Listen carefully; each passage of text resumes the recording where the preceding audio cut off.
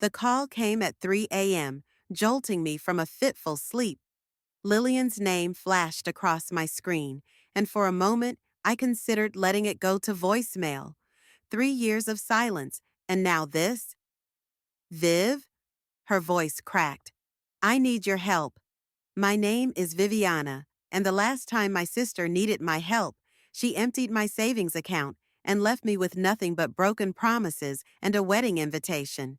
It's the middle of the night, Lillian, I said, fighting to keep my voice steady. What could possibly be so urgent? I made a mistake, a huge mistake. She was crying now, her words barely coherent. Everything's falling apart. I sat up in bed, memories of that devastating morning at the bank flooding back, the teller's sympathetic face as she explained how my account had been drained, the authorization form with my forged signature, the realization that my own sister had betrayed me, like the mistake of stealing $30,000 from me. The words came out sharper than I intended, but 3 years hadn't dulled the pain. Please, just listen. No, you listen. I cut her off. Do you know what happened after you took that money? I had to move back in with Dad. I lost my deposit on my apartment. I couldn't even afford groceries for weeks. I know, I'm sorry. Sorry doesn't cut it, Lillian. You used that money for your perfect fairy tale wedding while I ate ramen noodles and worked 2 jobs. The line went quiet save for her muffled sobs. I could picture her sitting in that massive house Rodney bought them, probably wearing designer pajamas that cost more than my monthly rent. Rodney's been, she started, but I didn't let her finish. How is the golden boy? Still making partner money at his fancy law firm. Another sob. He's not who I thought he was. I laughed, but there was no humor in it. Funny how karma works, isn't it? Viviana, please, I need my sister. Those words hit me like a punch to the gut. I needed my sister too, back when she chose a lavish wedding over our relationship, back when she smiled and hugged me at her reception, knowing she'd left me penniless. My phone buzzed with a text from Nolan, my business partner, meeting with investors tomorrow at 9. Don't be late. I have to go, I told Lillian. Some of us have to work for our money. Wait. Her voice was desperate now. Can we meet? Coffee, lunch, anything? I'll explain everything. I thought about the years I'd spent rebuilding my life, the small business Nolan and I had grown from nothing, the respect I'd earned by refusing to give up. Karma's a bitter pill, isn't it, Lil? But unlike you, I won't kick someone when they're down. Text me the details for coffee. I'll listen, but that's all I'm promising. I hung up before she could respond and lay back in bed, staring at the ceiling. My phone lit up with a text almost immediately. Thank you. Tomorrow at 2? The cafe on Madison? I typed back a quick okay and tried to ignore the mixture of satisfaction and guilt churning in my stomach. 3 years ago, I'd promised myself I'd make something of my life, prove to everyone, especially Lillian, that I didn't need their help or pity. Now here she was, reaching out when her perfect life was crumbling. Part of me wanted to ignore her, to let her feel the same helplessness I'd felt. But another part remembered the little girl who used to crawl into my bed during thunderstorms, seeking comfort from her big sister. My phone buzzed again.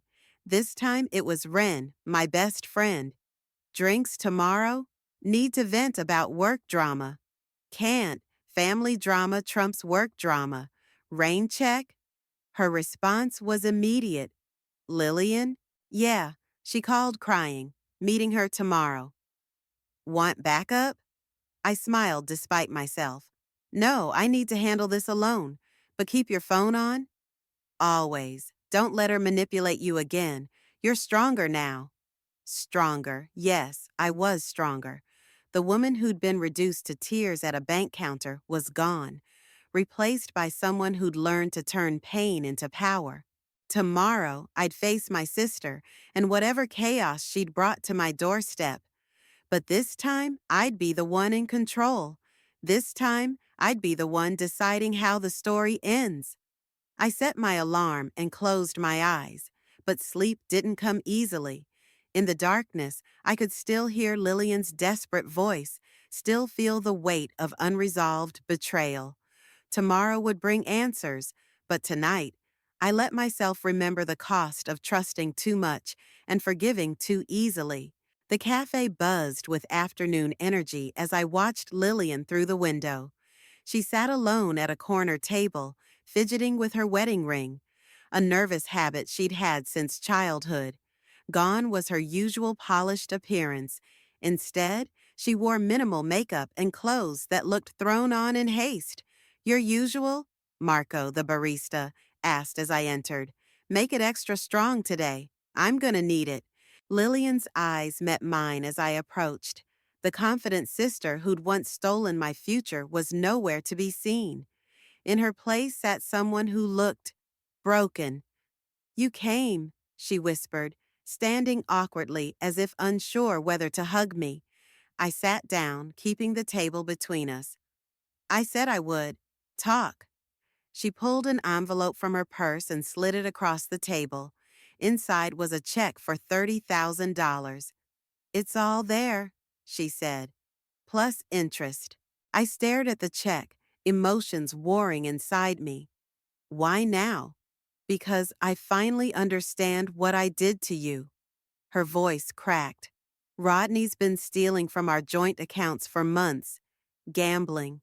When I confronted him, She pulled up her sleeve, revealing a fading bruise. My blood ran cold. "He hit you?" She quickly covered the mark. "Just once. I left that night. I'm staying with Elisa now." Marco brought my coffee, and I wrapped my hands around the warm cup, trying to steady myself. "Does Dad know?" "Are you kidding? He still thinks Rodney walks on water." She laughed bitterly. "Just like he thought my perfect wedding was worth any cost, even betraying my sister." "Why didn't you just ask me for the money back then? I would have helped." "Because I was stupid and selfish. Rodney said a big wedding would impress his law firm partners. I wanted to prove I could be part of his world." She wiped away a tear. "Look how well that turned out." My phone buzzed. A text from Nolan. "Investors loved the pitch. Contract coming tomorrow. We did it." A smile tugged at my lips despite the situation. 3 years of hard work finally paying off. "You're different," Lillian observed. "Stronger, more confident. Amazing what hitting rock bottom can do for your character." "Viv, don't." I held up my hand. "I don't want apologies. I want to know what you expect from me now." She pulled out another envelope, hands shaking.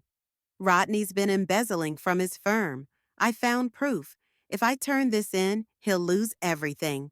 His job, his reputation. And you want my blessing for revenge? I want my sister's advice.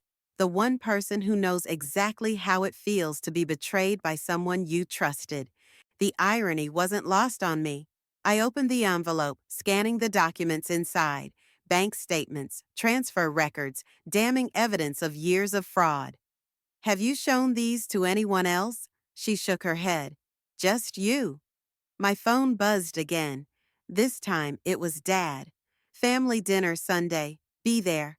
I showed Lillian the message. Perfect timing. "I can't face him," she whispered. "He'll say I failed, that I should work things out with Rodney, then prove him wrong. Come to dinner. Show him who you really are, not who he wants you to be." "Like you did?" I thought about the years of disapproval as I built my business instead of finding a suitable husband. The satisfaction of proving him wrong with every success. "Exactly like I did." I stood up, gathering my things. "Keep the check. Use it to start over." "What?" "But it's your money." "It was my money. Now it's your chance to rebuild just like I did." I paused, then added, "But Lillian, This is your only second chance with me. Don't waste it. She grabbed my hand, squeezing it tight. I won't, I promise. Good. Now, about these documents. I tapped the envelope. Let's talk about the right way to use them. Over dinner tomorrow? For the first time, I saw a flash of the sister I used to know. I'd like that. Walking out of the cafe, I called Nolan. Remember that legal issue we discussed? I need a favor. The sister situation? Yeah, how'd you like to help take down a corrupt lawyer? He chuckled. Now that sounds like fun. Your place or mine? Mine. 7 o'clock. Bring wine. As I hung up, another text came through from Ren. How'd it go? I smiled, typing back, let's just say karma's not finished yet. Sunday dinner at Dad's house always felt like stepping into a time machine. The same heavy oak furniture, the same faded family photos, the same suffocating expectations hanging in the air. Your sister's not coming, Dad announced as I helped him set the table. Says she's not feeling well. Really? I arranged the silverware with precise movements. Did she mention why? Probably working too hard. That law firm keeps Rodney busy, and she's always hosting their social events. He beamed with pride. Now that's a proper marriage. I bit my tongue, remembering the bruise on Lillian's arm. The documents spread across my coffee table last night told a different story about Rodney's work. The doorbell rang, and Elisa walked in, carrying a casserole. Her eyes met mine with silent understanding. Uncle Leonard, she said, kissing Dad's cheek, I brought Aunt Marie's recipe. Good girl, he patted her shoulder. Now, if only Viviana would learn to cook instead of playing entrepreneur. My company just secured $1 million contract, I said, setting down the last fork with more force than necessary. But sure, let's talk about my cooking skills. Money isn't everything, sweetheart. Dad sat at the head of the table. A woman needs a proper marriage, I finished. Like Lillian's? Elisa coughed. Actually, Uncle Leonard, there's something you should. The doorbell rang again. Through the front window, I saw Lillian standing on the porch, wearing sunglasses despite the cloudy day. I thought you weren't coming, Dad said as she walked in. Changed my mind. She kept the sunglasses on. Family's important, right? I watched Dad's face as Lillian sat down, noting how she winced slightly. 3 years ago, I might have stayed quiet, but I wasn't that person anymore. Take off your sunglasses, Lil, I said softly. I'd rather not. Migraine. Lillian. My voice was firm. Show him.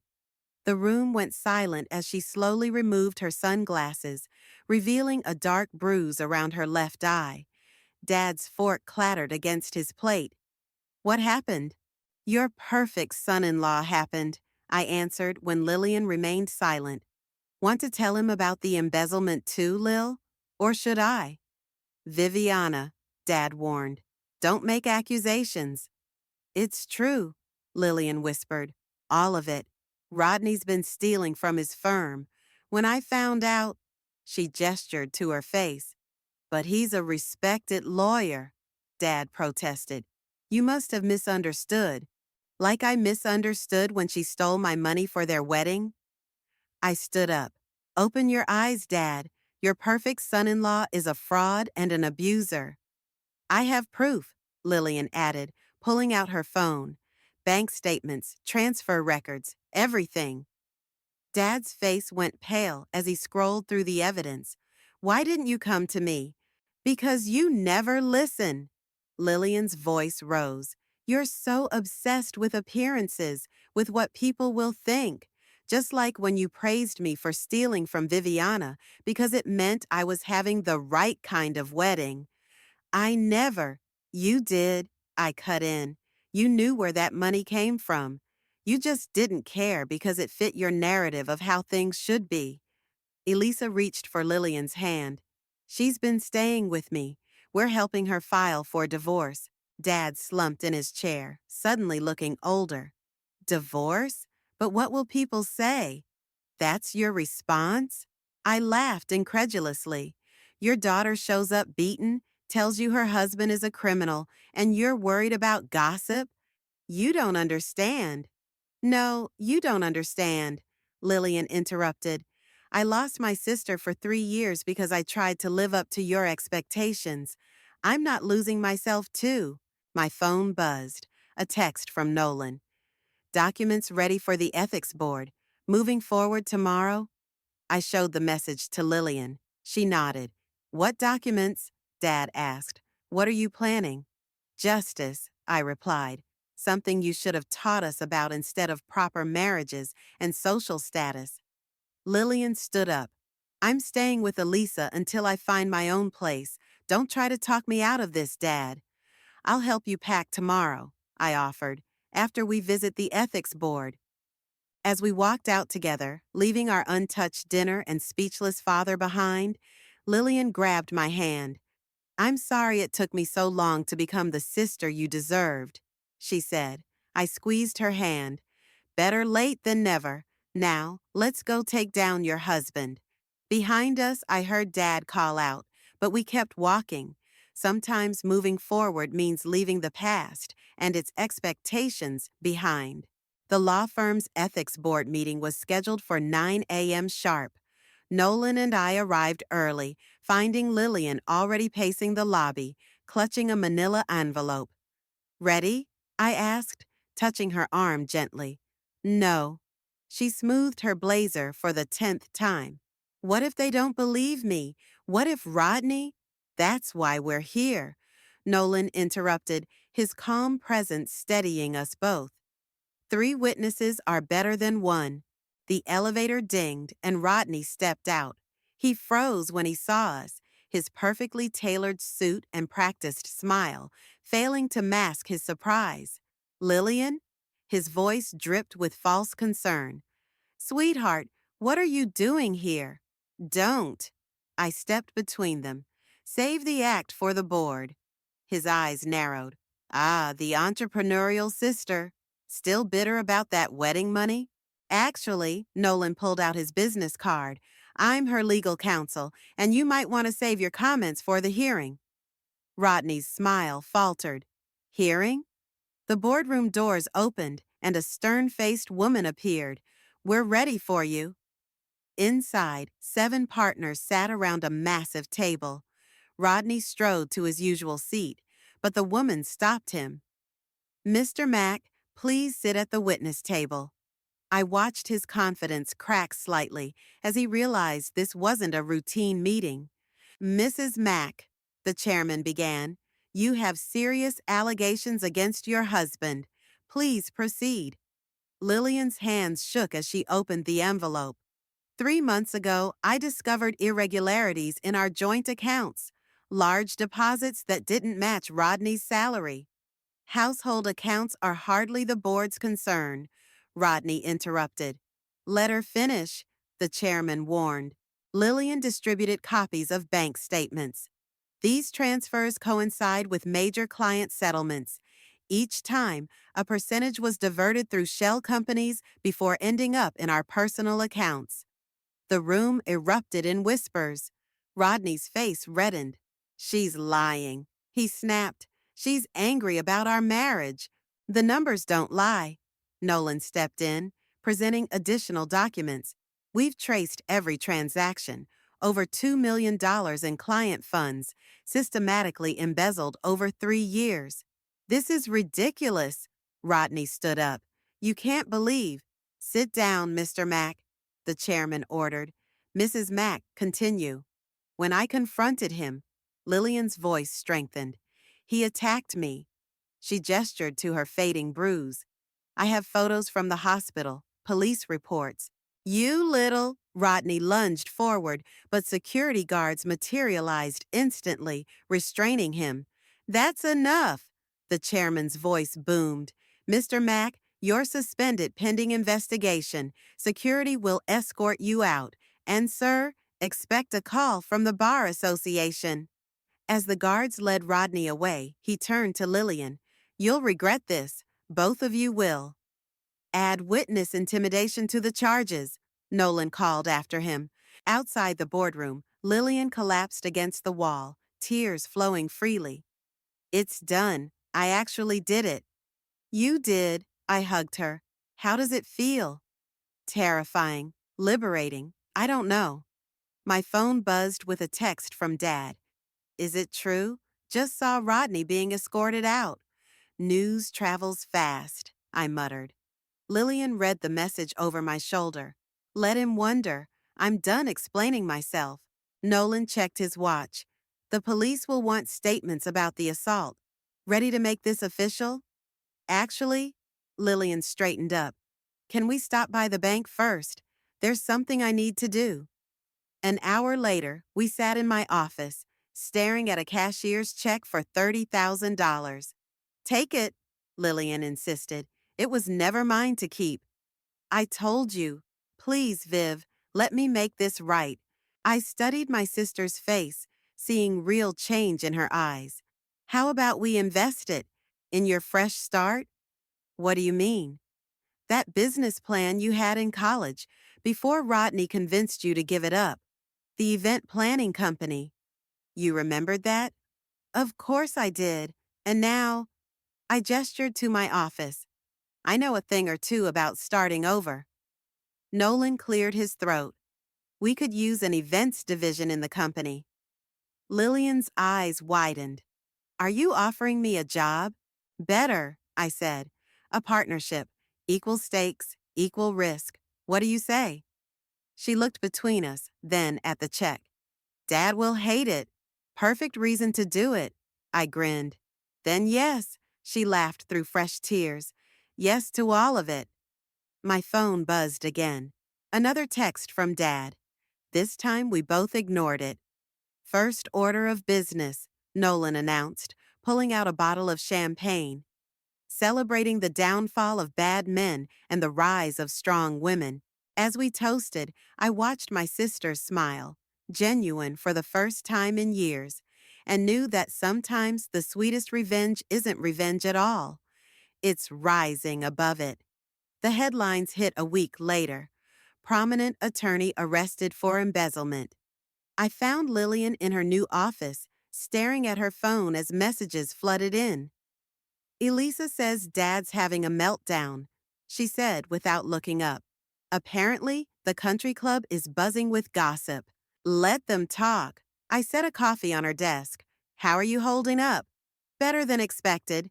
She gestured to the mock-ups spread across her desk. Focusing on work helps. We have 3 potential clients meeting us today.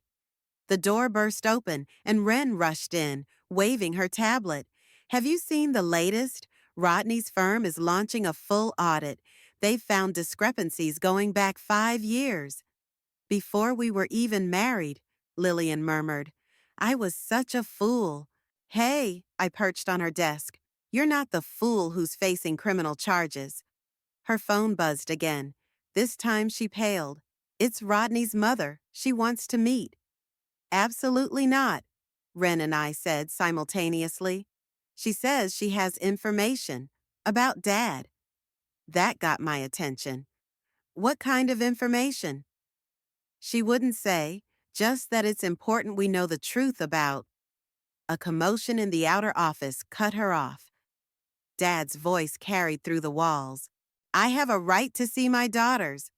Nolan appeared in the doorway. Should I call security? I looked at Lillian, who nodded. Let him in. Time to end this. Dad stormed in, his face red. Do you have any idea what you've done? The embarrassment? Stop right there, I interrupted. Your daughter was abused and stolen from, and you're worried about embarrassment? You don't understand. Our family's reputation is built on lies, Lillian finished, and I'm done pretending. What's that supposed to mean? It means, a new voice said, that the lies stop now. We all turned to see Margaret, Rodney's mother, standing in the doorway. She looked older than I remembered, tired but determined. Margaret, Dad stammered. What are you doing here? Telling the truth, Leonard. Finally. She turned to us. Girls, your father and Rodney. They've been business partners for years, silent partners. The room went still. Lillian gripped my hand. What kind of business? I asked, though I already knew the answer. The illegal kind, Margaret said softly. Leonard provided the connections. Rodney handled the legal cover-up. They've been skimming from client accounts together. Dad sank into a chair. Maggie, please. No, she snapped. I watched you push Lillian toward my son, knowing what he was. Knowing you'd both use her as a shield. I can't stay silent anymore. Nolan was already on his phone, speaking quietly to someone. Wren slipped out, returning moments later with a glass of water for Lillian, who looked ready to faint. All those lectures about proper marriages, I said, fury building. All that pressure on Lillian. It was just to protect your scheme? I wanted better for you girls, Dad protested. The money was meant for your futures. The money was stolen. Lillian stood up, her voice stronger than I'd ever heard it. From innocent people who trusted you. Both of you. I have documentation, Margaret added, pulling out a USB drive. Account numbers, dates, everything. I've been gathering evidence since I first suspected. Nolan took the drive. I'll get this to the authorities. You'd betray your own son? Dad asked Margaret. I'm trying to save him. Maybe if he faces consequences now, he can change. Unlike you, Leonard. The weight of decades of manipulation settled over the room.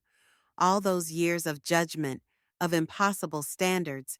They were just smoke and mirrors, hiding my father's true nature. Get out, I told Dad, and don't come back. Girls, please, now. Lillian's voice was ice. Before we call security. As Dad slumped out, Margaret turned to leave too. I'm sorry it took me so long to speak up. Thank you for doing it now, Lillian said quietly. When they were gone, I looked at my sister. You okay? She laughed, a slightly hysterical sound. Our father's a criminal. My ex-husband's going to prison, and our family name is about to be dragged through the mud. But you know what? I feel free. Fresh start, I offered. Fresh start, she agreed. But this time, we do it our way. Nolan cleared his throat. Those client meetings in 10 minutes? Reschedule them, I decided. Today we're taking our sister out to drink expensive wine and plan our empire. Empire? Lillian raised an eyebrow. Well, I grinned. We've already taken down 2 corrupt lawyers. Might as well aim high. For the first time in weeks, we all laughed. Sometimes the truth hurts, but it also sets you free. And freedom, I was learning, looked better on us than false perfection ever did. 3 months after our father's disgrace, I found myself standing in his empty house, surrounded by memories and moving boxes. The estate sale was tomorrow, and Lillian and I had one last chance to collect whatever we wanted to keep. Look what I found, Lillian called from upstairs. I followed her voice to Dad's study, where she stood holding a dusty photo album. I forgot about these, I said, flipping through pages of childhood photos. 2 little girls with gap-toothed smiles, unaware of the lies that would shape their lives. He's taking a plea deal, Lillian said quietly, sitting on the leather desk chair. 15 years. Rodney, too. 20. No chance of early release. She traced a family photo with her finger. How did we not see it? The doorbell rang, interrupting my response. Through the window, I spotted Elisa's car. Up here, I called down. She appeared in the doorway, holding a stack of mail. Found these in the mailbox, mostly legal notices, but... She held up a cream-colored envelope. This one's interesting. I recognized the country club's logo. They're probably canceling his membership. Actually, Elisa sat cross-legged on the floor. It's an invitation to their annual charity gala next week. Lillian snorted. They can't be serious. Oh, but they are. Elisa's eyes sparkled with mischief. And guess who's on the guest list? All those people who looked down on you after the scandal broke. Perfect opportunity to show them what we've become, I mused. You want to go? Lillian looked skeptical. No, I smiled. I want to run it. Both women stared at me. Think about it, I continued. Your event planning division needs a high-profile launch. What better way than taking over their precious gala? They'd never hire us, Lillian protested. They already did. Elisa pulled out her tablet. I may have mentioned to the committee that my cousins run an excellent event planning company. They were desperate after their usual planner quit last minute. Lillian's eyes widened. You didn't? I did, and they're paying premium rates for the short notice. I watched a slow smile spread across my sister's face. When's the planning meeting? Tomorrow at 10. They're expecting both of you. My phone buzzed. Nolan. Investment meeting canceled. Client saw the news about your father. Perfect timing. I showed them the message. Looks like my schedule just cleared up. The next morning, we walked into the country club's boardroom like we owned it. The committee members' faces when they recognized us were priceless. Mrs. Harrison, I greeted the chairwoman smoothly. Thank you for this opportunity. We weren't aware, she stammered, that we're the owners of Norton and Associates Event Management, Lillian finished. Surprise! An older woman stood up. This is inappropriate. After what our father's actions are exactly why we're perfect for this job. I cut in. Who better to help rebuild trust than the women who exposed the corruption? Besides, Lillian added, spreading out her portfolio, you've already signed the contract, and these are our designs for transforming your traditional gala into something revolutionary. For the next hour, we presented our vision. With each slide, each innovative idea, we watched their reluctance fade into grudging admiration. The press coverage alone would be invaluable, Mrs. Harrison finally admitted. Redemption, female entrepreneurship. Plus, Elisa chimed in from her corner, imagine the gossip if you fired them now. By the time we left, we had full creative control and an increased budget. That was brilliant, Lillian laughed as we walked to our cars. Did you see their faces? Speaking of faces, I checked my phone. Dad's sentencing is next week. Are you going? Her smile faded. I don't know. Part of me wants to see it through, but it hurts, I finished. Yeah. She leaned against her car. Is it wrong that I'm enjoying proving them all wrong? Taking over their precious gala? Succeeding despite everything? No, I squeezed her shoulder. It's called healing. My phone buzzed again. Ren this time. Lunch? Need to show you something important. Rain check, I texted back. Planning revenge via charity gala. Her response was immediate. That's my girl. Need help making rich people uncomfortable? I looked at Lillian, who was already sketching new ideas in her notebook. Actually, we might. You free next Friday? Sometimes the best revenge isn't about destroying your enemies. Sometimes it's about rising so high they have to crane their necks to see you. And from where I stood, the view was getting better every day. The night of the gala arrived with an electric energy. The country club's ballroom had been transformed under Lillian's vision, modern elegance replacing stuffy tradition. I watched from the balcony as guests arrived, their whispers echoing up to me. Can you believe they let those girls run this? After their father's scandal? Well, I heard their business is actually quite successful. They're talking about us. Lillian appeared beside me, stunning in a deep blue gown. Just like old times. Different conversation, though. I smiled, ready to make them eat their words. Born ready. We descended the grand staircase together, heads high. Nolan met us at the bottom, handsome in his tuxedo. The press is here, he murmured, including that reporter who covered Dad's sentencing. Perfect. Lillian's smile never wavered. Time to rewrite the narrative. The evening flowed seamlessly. every detail perfect, every moment choreographed. I watched Lillian work the room like she was born for it, charming potential clients and silencing critics with her expertise. Viviana, a familiar voice called. I turned to find Margaret, Rodney's mother, looking elegant but tired. Do you have a moment? We stepped onto a quiet terrace. Is everything okay? I visited Rodney yesterday, she said. He asked about Lillian.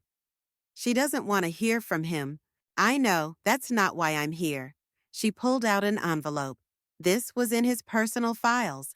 I think you both need to see it.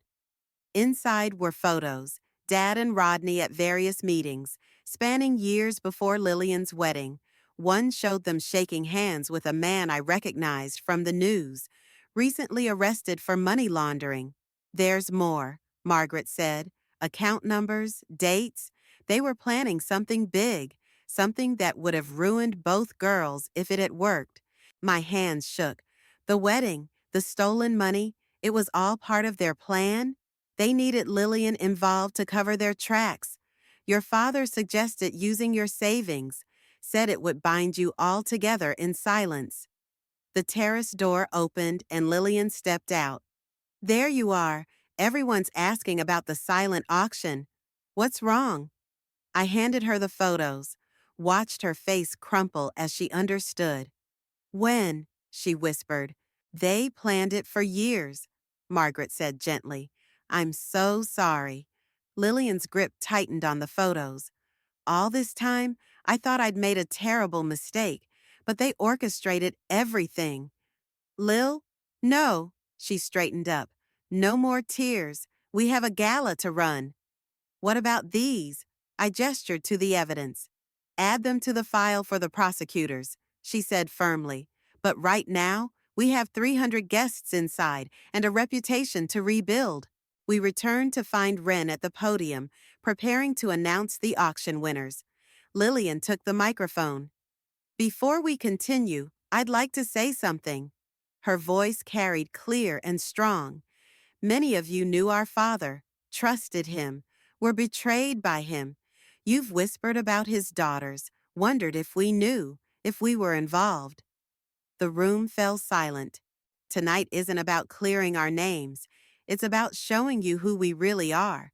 Every penny raised tonight will go directly to helping victims of financial fraud, because we understand, better than most, how it feels to be betrayed by those you trust. I stepped up beside her. Our company pledges to match every donation made tonight, not with stolen money, but with profits earned through hard work and integrity. The silence broke into applause. Mrs. Harrison approached the podium. The committee has decided, she announced, to offer Norton and Associates a permanent contract for all future events. More applause. Nolan appeared with champagne, and Wren was already typing furiously on her phone, no doubt updating our social media. To new beginnings, Margaret raised her glass. And better endings, Lillian added. Later, as the last guests departed, Lillian and I stood again on the balcony. You know what's funny? She said. They thought using my wedding would trap us both. Instead, it set us free. I finished. We should visit Dad, she said suddenly. Show him exactly what his daughters became. You sure? She smiled, tired but triumphant. Absolutely. Let him see what real success looks like. My phone buzzed. Another client request. Another opportunity. Below us, staff cleared away evidence of our perfectly executed evening. Ready to go home? Nolan called up. Lillian linked her arm through mine. Actually, I think we're just getting started. We walked out together, leaving behind the whispers, the judgment, the weight of our father's sins. Tomorrow would bring new challenges, but tonight we'd proven that the best revenge isn't just success, it's succeeding on your own terms. The prison visiting room buzzed with muted conversations as Lillian and I sat across from our father. His orange jumpsuit clashed with the proud man I remembered, but his eyes still carried that familiar calculating look. You girls look well. he said, hands folded on the metal table. We are well, I replied. Very well, actually. Lillian placed a magazine on the table, our faces on the cover. Business Weekly's Entrepreneurs to Watch. Thought you might want to see what your daughter's accomplished without your connections. Dad picked up the magazine, his fingers trembling slightly. Sisters Turn Family Scandal into Empire of Integrity, he read aloud. Quite a headline. We're opening our third office next month, I said. Legitimate clients, clean money, everything you taught us not to value. I was trying to protect you, he started. By stealing my savings? I cut in. By pushing Lillian into a marriage with your criminal partner? We know everything, Lillian added quietly. Margaret showed us the files, the whole plan. His face fell. Maggie betrayed us? No, Dad, you betrayed us. But thank you. Thank me? He looked confused. If you hadn't tried to trap us, we might never have found our strength. Lillian's voice was steady. Or each other. A guard approached. Time's up. Wait, Dad called as we stood. Will you come back? I exchanged looks with Lillian. That depends on you. Are you ready to tell the whole truth about all your partners, all the schemes? You're asking me to confess everything? We're offering you a chance at redemption, Lillian corrected. Your choice. Outside, Nolan waited by the car. How'd it go? Balls in his court, I said, sliding into the passenger seat. My phone rang. Elisa, turn on the news. Rodney's talking. We rushed to the office where Wren already had the TV running. Rodney sat in prison blues speaking to reporters. A full confession, he was saying. Names, dates, everything. Starting with Leonard. He actually did it, Lillian whispered. Your father's testimony was the catalyst, Margaret said, appearing in our doorway. He called his lawyer this morning. I hugged her. Thank you for everything. No, she smiled. Thank you both for showing them there's still hope for truth. The office buzzed with activity, phones ringing, emails pinging. Our story was breaking big, but differently this time, not as victims or daughters of shame, but as women who turned betrayal into triumph. Mrs. Harrison called, Nolan announced. The governor wants us to handle his inauguration gala. Speaking of galas, Wren interrupted, the Women's Shelter fundraiser needs final approval on these designs. Lillian grabbed the folders. I'll handle it. That's my baby. I watched my sister work, confidence radiating from every movement. No more shrinking violet, no more victim. She caught me staring and winked. Stop being sentimental and help me pick centerpieces. Actually, I pulled out my own surprise. I have something else in mind. I spread out plans for a new project, a foundation helping victims of financial fraud rebuild their lives. The Norton Foundation for Financial Justice? Lillian read. Thought we could reclaim the name. I shrugged. Make it stand for something good. Count me in, Margaret said. Me too, Nolan added. Well, Lillian grinned. Looks like we're expanding again. My phone buzzed, a text from Dad's lawyer. He's naming names, all of them. Says he wants to make things right. I showed Lillian the message. She squeezed my hand. You know what this means? She said. It's really over. No, I corrected, watching our team, our family, working together. It's just beginning. Getting soft on me, sis? Never. Just appreciating karma. Speaking of karma, Wren called out, your next appointment's here. A young woman entered, clutching familiar-looking bank statements. I recognized that look. Betrayal, determination, strength waiting to be found. Welcome, Lillian and I said together. Let's talk about fresh starts. Because sometimes the best endings aren't endings at all. They're transformations, turning points, moments when you realize that healing others can be the final piece of healing yourself. And as I sat down to help another woman reclaim her story, I knew we'd found something better than revenge. We'd found purpose. Ready? Lillian asked, opening her notebook. I smiled. Always.